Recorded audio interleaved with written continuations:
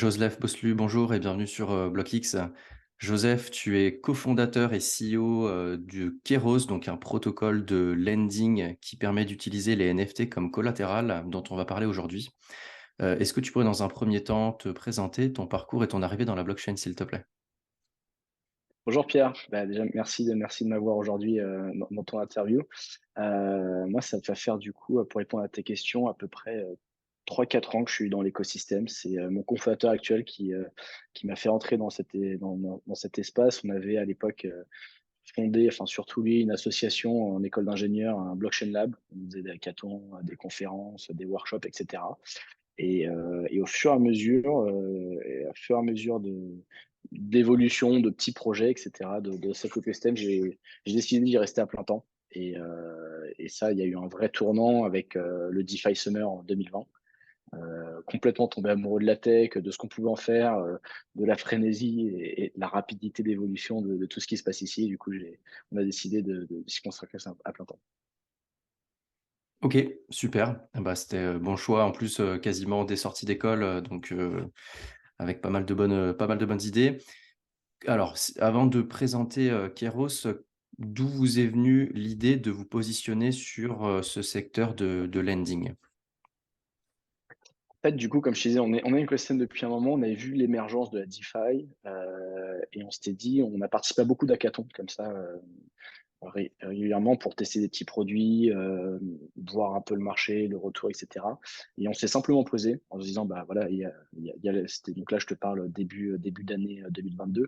Il y a eu une explosion d'utilisation des NFT. Beaucoup de spéculation avec les PFP notamment, mais c'est pas un standard qui était totalement nouveau. Et le constat est que il n'y a pas d'infrastructure avec les NFT. On peut se les échanger, on peut les acheter, on peut les vendre. Il y a quelques petits use cases avec, etc. Mais contrairement à par exemple ce qu'il y a pu avoir avec la DeFi, on peut pas faire grand chose avec. Du coup, on s'est dit bah voilà, on avait travaillé sur l'infrastructure des NFT et un peu à l'instar des tokens fongibles en 2020, le point de départ des écosystèmes, donc en général il y a l'AMM et les protocoles d'emprunt. Parce que c'est le point de départ de beaucoup de choses, de pouvoir emprunter, en fait, mobiliser la valeur que détient l'asset. Et, euh, et en fait, c'est un marché, sur dès que des biens ont de la valeur, les gens veulent emprunter en utilisant ton collatéral, alors que ce soit pour shorter, et les leviers, c'est les outils financiers les plus simples, mais après, il y a beaucoup de use cases qui en découlent. Donc c'est ce sur quoi on s'est focus maintenant depuis une dizaine de mois. Ouais. Ouais, effectivement, c'est l'AMM et les protocoles de lending, c'est ce qui est un petit peu au développement, par exemple, de nouvelles blockchains ou autres. Mais par exemple, quel a été pour vous le déclic qui s'est dit: «On va mettre du NFT en collatéral»? Bah, nous, déjà, on avait déjà fait des petits projets sur NFT, alors dans des jeux décentralisés, on avait fait une collection, on avait testé deux, trois petits trucs, etc. On est assez des jeunes DeFi en général, et en fait, c'est un peu ça semblait être une pierre évidente, manquante de l'écosystème, quoi. Donc c'est pour ça qu'on s'est lancé là-dessus, et surtout que quand on avait commencé, absolument personne ne le faisait vraiment, et on a trouvé ça assez fun. On a fait des petits hackathons, on a pu avoir des retours, que ce soit alors évidemment d'investisseurs, mais surtout d'utilisateurs, de LP, et ça nous a un peu encouragé. D'hackathon en hackathon, on a globalement amélioré le mécanisme, et jusqu'à arriver sur un truc qui, pour le coup, a vraiment rencontré un marché, quoi. Ouais, parce qu'effectivement, il y a enfin, alors moi, je ne suis pas forcément expert dans ce domaine-là, mais il y a pas beaucoup de solutions qui existent pour pouvoir mettre du NFT en collatéral. Déjà parce que ça présente aussi, d'autres spécificités de risque dont on va parler après. Avant votre arrivée aujourd'hui, qu'est-ce qui existait comme solution pour pouvoir mettre du NFT en collatéral? Aujourd'hui, il y a on n'est pas les seuls à s'être rendu compte qu'il y avait un bon business là-dessus, et que c'était une demande assez forte. Il y a globalement, il y a peut-être une dizaine de teams CCOs qui essaient de bosser sur ça.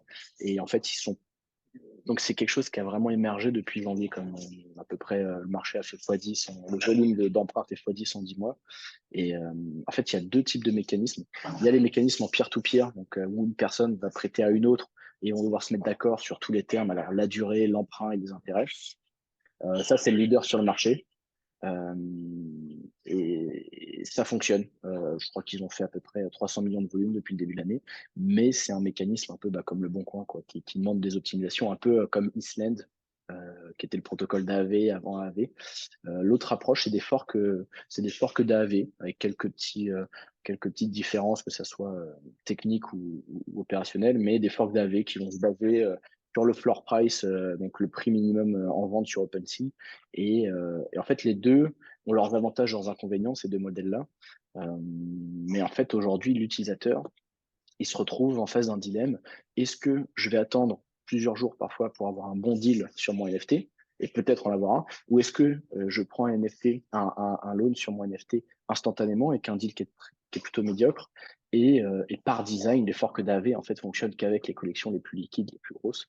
Et même sur cela, on a pu voir que le marché en fait des NFT est par nature pas assez liquide pour fonctionner sur un modèle qui est simplement copié euh, d'un protocole qui fonctionne avec des tokens forgés, quoi. Parce que là, il y a effectivement 2 sujets qui sont importants, c'est les problèmes de liquidité, qu'il y a parfois sur les collections NFT qui sont, même si c'est liquide à un moment, bah, peut-être que dans une semaine, c'est pas forcément le cas et aussi la volatilité, des prix des collections des NFT. Comment vous abordez cette approche avec, Keros? C'est ça. Bah, du coup, déjà, en fait, il y a le pricing. Comment est-ce qu'on price les assets? C'est un peu le point de départ du problème. Donc il y en a qui vont, voilà, prendre des oracles avec des floor price, d'autres qui vont utiliser des formules mathématiques en prenant en compte plusieurs choses. On travaille, nous, avec, des gens qui utilisent du machine learning pour essayer de prédire les prix et cetera. En fait, prédire le NFT en tant que tel, c'est déjà un business à temps plein, quoi. Donc nous, on a un peu une approche différente. On va pas nous-mêmes pricer l'asset, on va pas réinventer la roue. Des gens savent déjà le pricer, en fait, suivant leur niveau de risque, appétence au risque, et cetera. Donc nous, ce qu'on fait, c'est qu'on leur donne les outils pour rentrer, en fait, leur niveau de risque efficacement dans le protocole et on les met en compétition les uns avec les autres. Donc en fait, comme ça, on donne le choix à ceux qui prennent le risque. Donc ils vont faire, globalement, ils vont faire en fait des séries d'offres. Alors surtout que la collection, ça vient du collection, ils peuvent aller aussi précisément qu'un NFT en avance s'ils veulent. Et ils sont en compétition avec les uns et les autres. Comme ça, la LTV, la loan to value, combien est-ce qu'on peut emprunter pour chaque NFT, à un moment, va vraiment refléter l'appétit au risque du marché. En fait, s'ils vont trop haut et qu'ils donnent trop d'argent, bah, ils prennent un risque, ils peuvent être perdants. Ils vont trop bas, ils ne sont jamais matchés. Donc, en fait, à un moment donné, la compétition fait que l'emprunteur, quand il arrive avec un NFT, il a le prix du marché, ou en tout cas, ce qu'on est prêt à lui prêter, quoi. Et comment faire par rapport à parce que du coup, je pense à la volatilité aussi, des collections NFT et du coup, à une potentielle liquidation où on peut très bien se voir comment ça peut se faire de manière partielle sur des protocoles comme, type AAV. Sur du NFT, Mmh.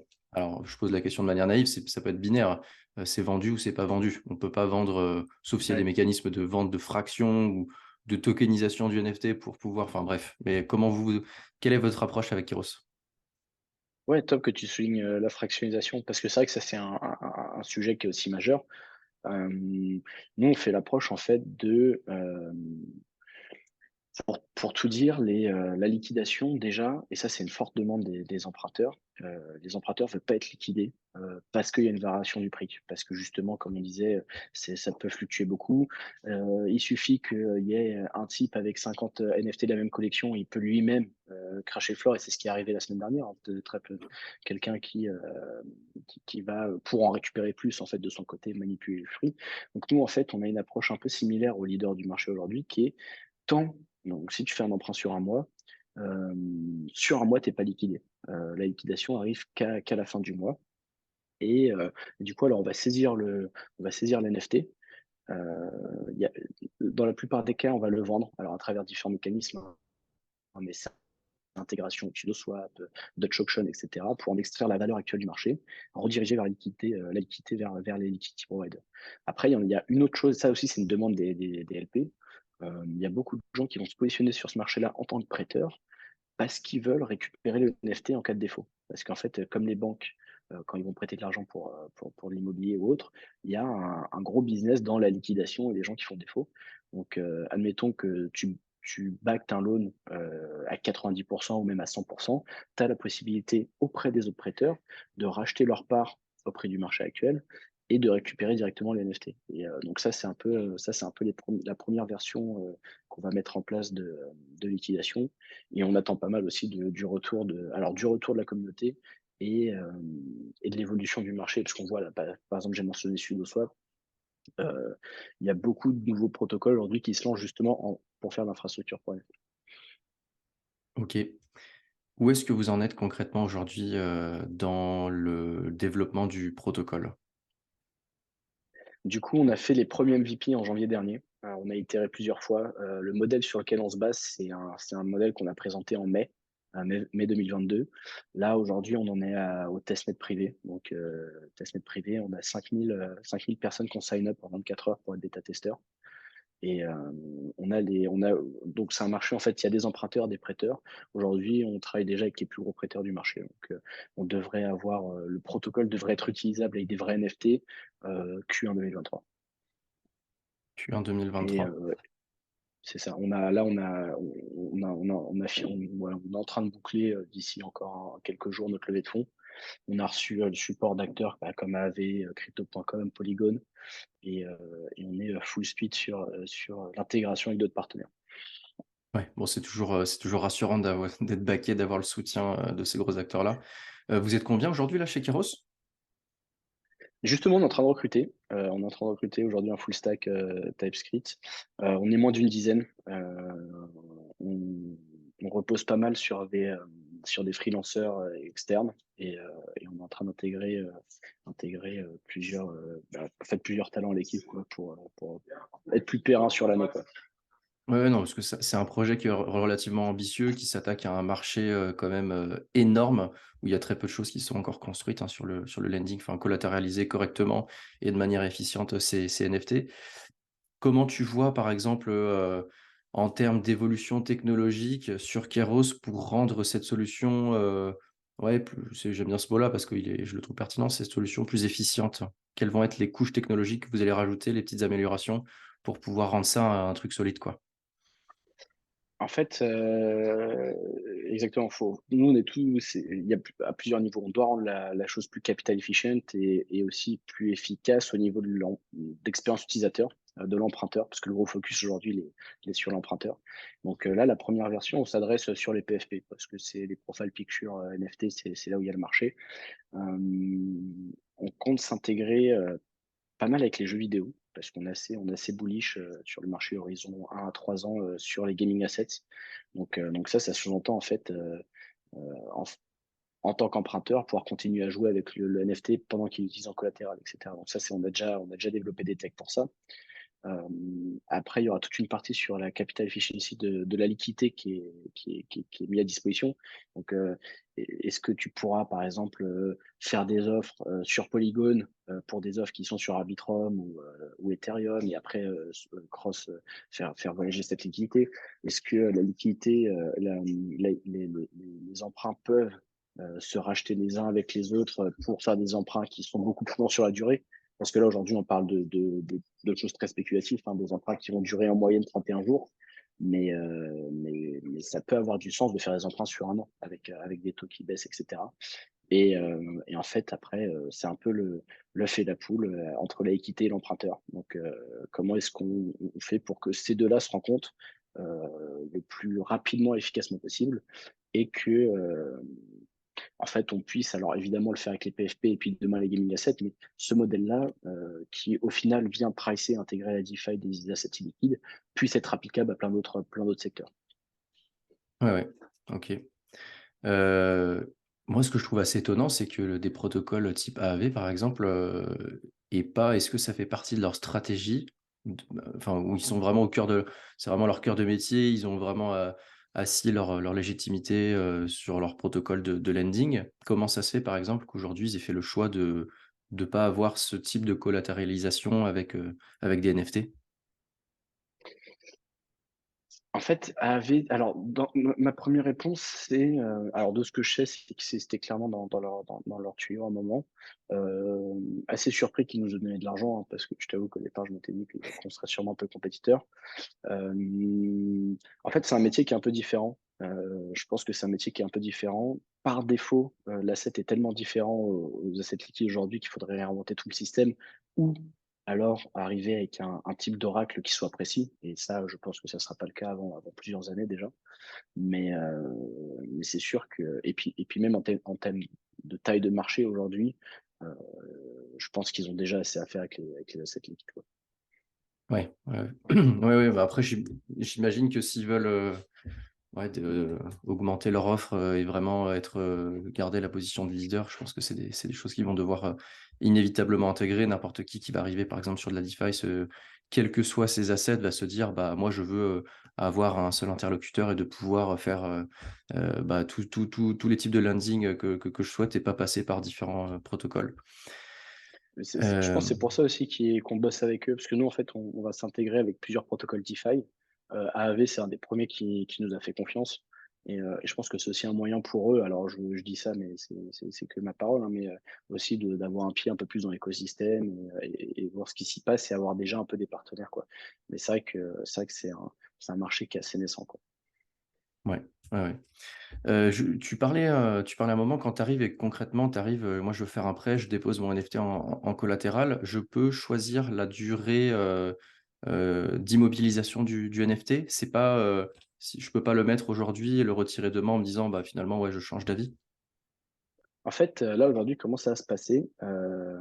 Sur le protocole, tu as l'impression que c'est une poule. Tu vas arriver, tu vas dire: «Bah, voilà, le premier, le pre la 1re, variable que tu rentres, c'est le nombre de jours de ton prêt». Donc tu vas dire: «Bah, moi, je veux faire un emprunt sur 25 jours».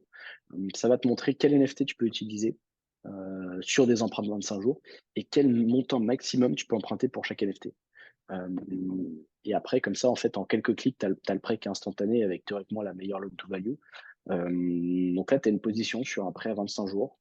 Dès la V2, tu seras en mesure de continuer à utiliser le NFT. Après, libre à toi de rembourser d'ici 25 jours. Mais tu pas obligé, en fait, tu pas obligé d'attendre la fin pour rembourser. Par contre, au bout de 25 jours, si tu rembourses pas, là, il y a le processus de liquidation qui se met en place. Ouais. Bah, tu peux rembourser avant les 25 jours. Par contre, ton NFT, si tu le rembourses avant, tu le récupéreras qu'au bout de 25 jours. Tu l'auras pas, Non, non, tu le récupères instantanément, en fait, dès que tu rembourses, d'accord, et en fait, théoriquement dans les contrats qu'on a déjà développés, tu peux continuer à t'en servir. Donc si c'est, par exemple, un jeu vidéo, tu peux continuer à jouer avec, si c'est un PFP qui te permet d'accéder à Discord, tu peux continuer à accéder à Discord et cetera et dès que tu rembourses, en fait, tu sors de tes obligations et tu récupères l'entièreté du contrôle de ce NFT. Mais en fait, si tu fais un emprunt sur 25 jours, le taux que tu auras sera plus faible que si tu fais un loan sur 5 jours. Mais tu es obligé de set up ça en premier lieu. Après, on a déjà fait des MVP avec ça. Si tu veux faire un loan qui est plus long, tu peux faire, en fait, on a déjà testé, tu peux faire, bah, par exemple, à la fin des 25 jours, en une, même si tu as pas liquidité toi sur ton wallet, pour rembourser et reprendre, avec un flash loan, en fait, on te rembourse ton loan en reprenant un autre et c'est un peu des crédits revolving, quoi. c'est ce que j'allais venir à ça, ouais, c'est des choses qui peuvent être mises en place, pour pouvoir, OK. Et par rapport aux collections NFT, enfin, je sais pas, moi, je suis quelqu'un qui m'intéresse, pas moi, mais je me fais passer pour quelqu'un qui est amoureux des NFT, de l'art, sur des collections qui sont assez exotiques, qui sont très peu connues, et qui finalement, pour moi, ont beaucoup de valeur ou peuvent être pricées à un moment T sur de beaucoup de valeur. Ça va pas pouvoir être intégré dans votre protocole, ou en tout cas dans un premier temps, parce que vous vous basez, quand tu parlais des processus de machine learning ou d'autres algorithmes pour pouvoir un peu, bah, évaluer la valeur, tout ce qui va être un petit peu plus exotique aujourd'hui, c'est pas possible de le faire, quoi. Alors en fait, dans les faits, nous, on est totalement permissionless. Donc en fait, tu pourras lister ta collection, tu pourras évidemment, sur tous les ensembles de collections, en fait, on n'aura pas le droit de regard là-dessus. Mais, si personne derrière est prêt à proposer des liquidités ou prêt à proposer des emprunts, heu, par défaut, comment la collection n'a pas de valeur.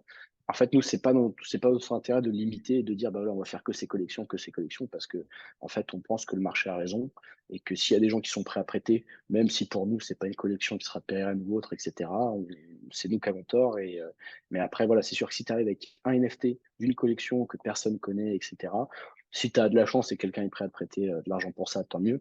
Dans les faits, on voit qu'aujourd'hui, sur les PFP encore je parle pas d'autres assets et cetera. Une grande partie du marché, c'est sur les CryptoPunks et les Bored Ape, qui se passe, quoi. Ouais, mais Donc en c'est un peu l'occurrence une là, long tail comme ça. ça c'est vraiment la vision et le paysage aujourd'hui, mais enfin, j'espère que ce sera pas le même, d'ici quelques années, que ça se sera diversifié, Bah, justement pour terminer un peu, sur la fin de l'interview, vu que tu baignes quand même pas mal dans l'univers NFT,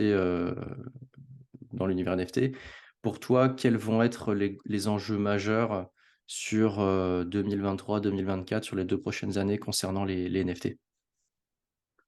Alors nous, on est très, très, très bullish sur les NFT en tant que standard. Alors évidemment, on a beaucoup suivi tout ce qui était PFP, dans les premiers jeux vidéo décentralisés et cetera. Nous, on croit qu'il y a énormément d'assets qui, tôt ou tard, arriveront on-chain ou seront créés on-chain et qui auront, des standards, alors soit NFT directement comme ce qu'on connaît aujourd'hui avec les ERC, soit, quelque chose de très similaire. Donc, je pense que les gros challenges des années précédentes, c'est essayer de consolider le marché qui existe aujourd'hui du PFP parce qu'à mon avis, les top 10, les blue chips, ils vont rester. Je ne parle pas forcément des autres, etc. Et en fait, adopter de nouveaux usages. Bah, en fait, si tu regardes ce qui s'est passé depuis 2 ans dans l'écosystème, nous, on part sur PFP, Gaming Asset, puis après tout ce qui sera Real World Asset, Securities, etc. Mais en fait, d'ici 2 ans, je trouve que ça sera un écosystème totalement différent. Le seul truc, c'est qu'il faut que nos outils qu'on développe aujourd'hui fonctionnent aussi pour les assets qui arrivent, quoi. Ça va être le gros challenge et c'est toujours ça quand la technologie évolue, de manière, extrêmement rapide, de réussir à rester flexible et à s'adapter à toutes ces évolutions-là, pour pouvoir, bah, avoir la meilleure des offres pour les clients, quoi. OK, bah, on va arriver sur la fin de l'interview. Joseph, je te remercie pour ton temps, je ne sais pas si éventuellement tu as un petit mot de la fin? Non, bah, super, super pour cette interview. Je suis très content de t'avoir rencontré, Pierre. Et puis ouais, j'espère que, malgré ce qui s'est passé un peu récemment, l'écosystème va repartir assez vite. De toute façon, on est très bullish sur moyen long terme, donc continue à construire et puis ouais, top. Merci pour l'interview, Pierre. Merci à toi, Joseph.